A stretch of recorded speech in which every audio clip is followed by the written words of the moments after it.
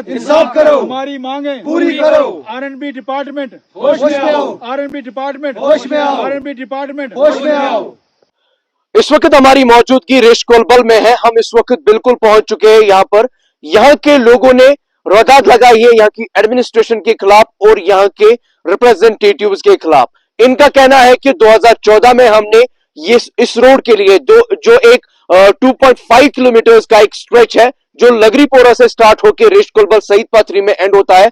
इनके कहने के मुताबिक 2014 से लेके 2023 तक मुसलसल कोशिशों के बाद 2023 में इस रोड के लिए एक टेंडर निकलता है। 2023 में जब टेंडर निकलता है ये कॉन्ट्रैक्ट अलॉट होता है पाडर कंस्ट्रक्शंस को और उसके बाद 2024 में मई 2024 में इसका काम स्टार्ट होता है। 4 से 5 महीने काम होने के बाद फिर से जो ये एजेंसी है पाडर कंस्ट्रक्शंस ये इस रोड का काम छोड़ देते हैं। मैं आपको दिखाना चाहूंगा थोड़ा सा काम हुआ है, जेसीबी लाके इन्होंने थोड़ा सा काम किया है, जैसे कि यहाँ के लोगों ने खुद बिना किसी मुआवजे के इस रोड के लिए जमीनें छोड़ी थी। लेकिन उसके बाद 2024 अक्टूबर के बाद उसके बाद कोई भी यहाँ पर काम करने के लिए नहीं आया। इन लोगों के कहने के मुताबिक इनका कहना है कि यहाँ का जो आरएनबी डिपार्टमेंट है उनसे हमने बहुत समय से हम उनसे लगातार हम उनसे मिल रहे हैं, उनके पास रिप्रेजेंटेशंस डाल रहे हैं, लेकिन इनके कहने के मुताबिक कहीं ना कहीं पर इनकी जो ये मांग थी ये कहीं ना कहीं पर पूरी नहीं की गई।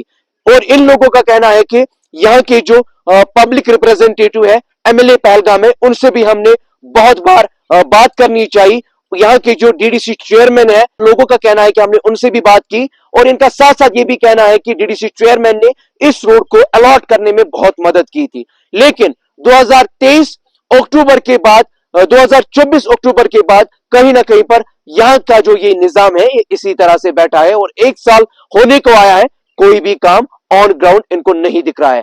इन लोगों ने पूरी तरह से ये विरोध जताया है यहाँ के आरएनबी डिपार्टमेंट के खिलाफ, इस एजेंसी के खिलाफ जो इस कॉन्ट्रैक्ट को इन्होंने लिया है। और हमने जब बात की आरएनबी ऑफिशियल से उनका यह कहना है कि हमने उस एजेंसी को ब्लैक लिस्ट के लिए डाल दिया है और आने वाले वक्त में अगर वो ये काम स्टार्ट नहीं करते हैं उनको सीनियर इंजीनियर कहीं ना कहीं पर ब्लैक लिस्ट कर देंगे और इस रोड स्ट्रेच के लिए फिर से टेंडरिंग होगी और फिर से इसके लिए काम शुरू हो जाएगा। देखिए, पहले आपकी बहुत बहुत शुक्रगुजार हैं हम कि आप लोग अपना कीमती वक्त निकाल के आप हमारे पास आए। तो हमारी मांग यही है कि सर ये हमारी जो रोड है ये आरएनबी नाबार्ड काम कर रही थी 2023 में इसका टेंडर निकला और 2024 में ये काम शुरू किया मई में। तो उसके बाद उन्हें 4-5 महीने यहाँ काम किया, तो 5 महीने बाद जब विंटर हुआ तो अक्टूबर में काम छोड़ के चले गई कंपनी। तो लोगों के मजदूरों के पैसे भी थे, उनको लेबर को पैसे भी नहीं दिए, उसके बाद चले गए। हमारी जमीनें खस्ता हुई, हमने अपनी जमीनें छोड़ी, जमीन छोड़ के यहाँ लोगों का फसल जाया हुआ। उसके बाद कंपनी चलेगी अक्टूबर में। तो अभी तक नेक्स्ट मतलब अक्टूबर भी आने वाला है, 1 साल हो गया, तो कंपनी ना टस से मस है ना डिपार्टमेंट वाले टस से मस है।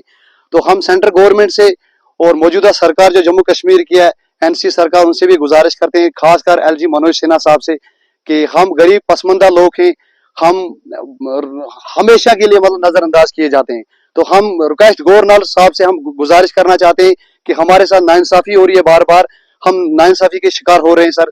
तो हम आपके चैनल के माध्यम से हम गवर्नमेंट तक अपनी बात पहुंचाना चाहते हैं। ना कंपनी टस से मस है, यहाँ पाडर कंस्ट्रक्शन कंपनी काम करे, जो यहाँ का एमडी है उसका नाम है आशिक पाडर, वेरीना का रहने वाला है। तो ना वो टस से मस, हम उसको फोन करते कि सर अभी विंटर आने वाला है, हम लोगों को चलने में दिक्कत है, हमारी जमीनें खस्ता होगी, ड्रेन पूरी पानी जंगल का जो पानी आता है वो लोगों की फसलों में जाता है, लोगों का फसल भी, यहाँ लोगों के सेब के बागात हैं वो भी खराब हो चुके हैं और बहुत हम नुकसान उठा रहे हैं। हम क्या करें सर, हम बहुत परेशान हो गए। हमने फोन भी किए और हमने ग्रीवियंस भी की, हमने गवर्नर साहब को मैंने ग्रीवियंस भी की सर, ग्रीवियंस की कॉपी भी मेरे पास है, वो मैं आपको दिखाना चाहता हूँ, लेकिन अभी तक उस पर भी कोई कार्रवाई नहीं हुई सर। आप जूम करके ये देख सकते हो सर, मेरे पास ये ग्रीवियंस की कॉपी भी है और उसकी रिसेप्शन भी मेरे पास है, ये देख सकते हो सर, ये पूरी ग्रीवियंस की कॉपी है सर, ये हमने ग्रीवियंस भी की है। तो अभी तक हमारी सुनवाई नहीं। हमारी मांग यही है कि हम एलजी साहब से गुजारिश करना चाहते हैं कि हम गरीब लोग हैं, पसमंदा लोग हैं, हमारी यही रिक्वेस्ट रहेगी आपके सामने कि हम लोगों पे इंसाफ किया जाए और हमारी नाइंसाफी के शिकार हो रहे हम लोग, हमारी जमीनें खस्ता हो रही है, हमें चलने में दिक्कत, हमारी गाड़ियां टूट रही हैं। हमारा कोई पेशेंट होता है सर, हम कंधे पे उठा के यहाँ से 2.5 किलोमीटर नीचे रोड पे ले जाते हैं, मैकडम रोड पे, क्योंकि जब बारिश होती है तो हमें चलना भी दिक्कत हो जाती है। लोकल एमएलए साहब को भी पता है, हमने यहाँ पे ग्रीवेंस भी की, उससे पहले हमने मीडिया भी बुलाई यहाँ पे, हर तरह, मतलब यही नहीं है कि रोड के बारे में हम नजरअंदाज हो रहे। हमारा जो यहाँ पे जल जीवन स्कीम जो गवर्नमेंट की तरफ से थी, क्या बोलते हैं इसको, हमारे यहाँ जल जीवन स्कीम जो पानी की थी, उसमें भी हमारे ठेकेदार ने यही लापरवाही की, अब लोग उसका भी शिकार हो रहे हैं। हमारा फिल्ट्रेशन प्लांट ऊपर से खुला, उसमें बंदर जंगली जानवर आते हैं, नहाते हैं, वही इन्फेक्शन वाला पानी पीते। हमारी ना एमएलए साहब सुनता है, ना हमारी कोई गवर्नमेंट सुनती है, क्योंकि हम पसंदीदा लोग हैं, हम मतलब गरीब लोग हैं, क्योंकि गरीबों की सुनवाई कहीं होती नहीं है। तो हम गवर्नमेंट से हम गुजारिश यही करना चाहते हैं कि हम लोगों में इंसाफ किया जाए। मैं मीडिया वालों का बहुत शुक्रगुजार हूं कि वो इस जगह पर आए। ये जो हमारा इलाका रिश्कोलबल शहीद पत्री है, बरसों से हमें मांग थी इस रोड की, लेकिन ले दे के अल्हम्दुलिल्लाह 2024 में इसका टेंडर हुआ और 2024 में इसका काम शुरू हुआ, लेकिन बदकिस्मती की वजह से आज ये खस्ता है, इस पर कोई काम नहीं हुआ। ठेकेदार साहब आए और उन्होंने थोड़ा काम शुरू किया, उसके बाद गायब हो गए। काफी फोन, काफी ग्रीवेंस करके उनके साथ हमने बात भी की, लेकिन अभी तक इसमें कोई भी कार्रवाई नहीं हुई।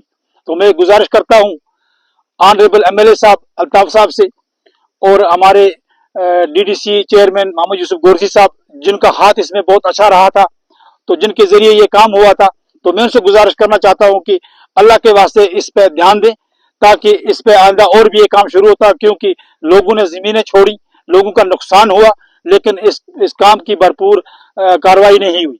तो आज ये रोड ना होने के बराबर है। तो मैं आपकी वजासत से आला हुकाम से गुजारिश करता हूं कि इस पर ध्यान दिया जाए।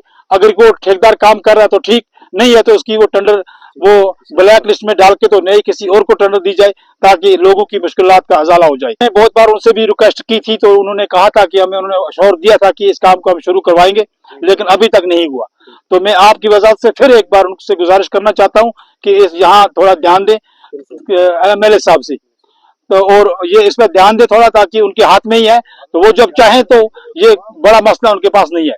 तो मैं रिक्वेस्ट करता हूँ आपकी वसात से एमएलए साहब को कि वो इस पर ध्यान दे, ताकि हमारी मुश्किलात जो ये हल हो जाए। चले गए, आज 6 महीने हो गए, 7 महीने हो गए कि यहाँ कोई नहीं आया, ऐसे ही छोड़ दी। हम आज जैसे थे वैसे ही, कोई रोड नहीं, कोई सहारा नहीं, कुछ किसी किस्म का कोई काम नहीं है। अगर इसका ठेका निकला है, आरएमबी ने इसका ठेका लिया है, आरएमबी को जिम्मेदारी है, नगवार को दी है, किसको दी है, मगर अब हमारी किसी ने सुना रही है। अब ये पेंडिंग ऐसी पड़ी हुई है, हम जैसे थे वैसे ही थे। देखिए, यहाँ पे जो लगड़ीपुरा से शुरू होता है ये पैच, और ये रिश्कोलबल जिसको ये शहीद पत्री कहते हैं, यहाँ तक आता है पाडर कंस्ट्रक्शन।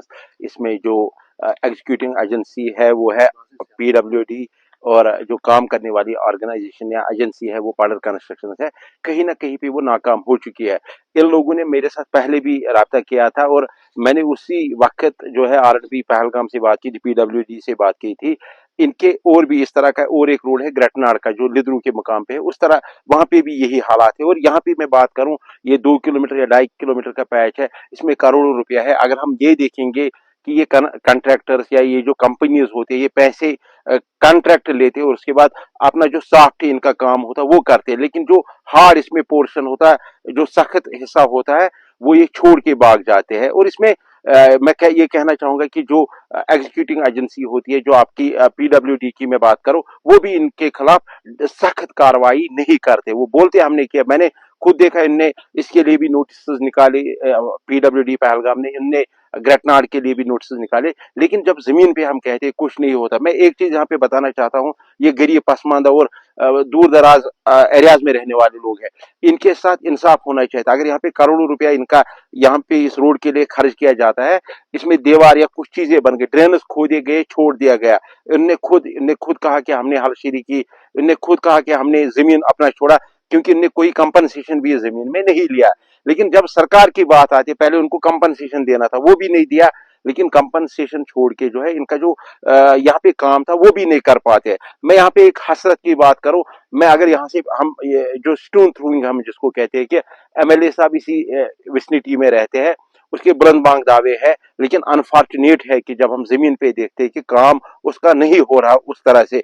एमएलए साहब के लिए बहुत बड़ी बात नहीं है, उसको मैंडेट लोगों ने दिया। जब हम अशमुकाम और लकड़ीपोरा को देखते हैं, ये बिल्कुल मिलने वाला पैच है। तो जब हम यहाँ पे अंदर की बात देखते हैं, मुझे आज हंसता है। मैं सोच रहा था कि पहलगाम में हमारे इलाके में काम नहीं हो रहा, दूसरे इलाकों में काम नहीं हो रहा है, लेकिन आज मुझे ये लगा कि जमीन पे जो हमारे एमएलए साहब है वो कहीं ना कहीं पे हर जगह पे नाकाम हो चुके हैं। उसको जमीन पे आना चाहिए, उसको लोगों का काम कर, इन लोगों ने उसको वोट दिया है और इनका हक बनता है उससे सवाल करे और उसका हक बनता है इनका काम करे। इस चीज से नहीं चलेगा। मैं आपकी वसादत से, आपकी चैनल्स की वसादत से एज समाजी कारकुन मैं इनके साथ आया, क्योंकि उन्होंने मुझे खुद राब्ता किया कि मैं इनकी मदद करूं। जमीन पे आके ना भी कोई वोट का मसला है ना कुछ है, लेकिन इंसान है हम। वो कहते हैं कि जब हम, वो शायर कहता है कि जमीनों से आसमानों को मिलाने वाले झूठे होते ये तकदीर बताने वाले। हम झूठ की सियासत या झूठ के फरेब ज्यादा देर नहीं चला सकते हैं। लोग अब समझ चुके हैं और लोगों का हमें काम करना ही पड़ेगा। मैं उम्मीद करूंगा कि एमएलए साहब इनका काम करेगा। इसके बाद जो बाकी इलाकों का भी काम है, ग्रेटनाड का मसला या दूसरे इलाकों का मसला है, उन लोगों को जो पसमानदा गरीब और एसटी लोग है, यहाँ एसटी ही लोग है, ST1 ST2 वही लोग है, इनका काम कीजिए। इनके बच्चे पढ़ेंगे, आगे चलेंगे। और यहाँ पे आपने देखा कि वाइल्ड लाइफ का अटैक से बाकी चीजें होते हैं। अगर खुदा ना करे कोई अनटूवर्ड यहाँ होता है, कोई मेडिकल इमरजेंसी होती है, तो किस तरह से लोग आगे जाएंगे? बड़ा मसला। और 21वीं सदी में और इस दौर में इस तरह नहीं होना चाहिए। Deputy commissioner Anantnag, SDM Pahalgam, तहसीलदार पहलगाम, सभी से मेरी गुजारिश रहेगी वो भी एक बार यहाँ आएंगे, इन लोगों के दर्द और मसाइलों को समझेंगे और इनका अजाला निकालेंगे। शुक्रिया।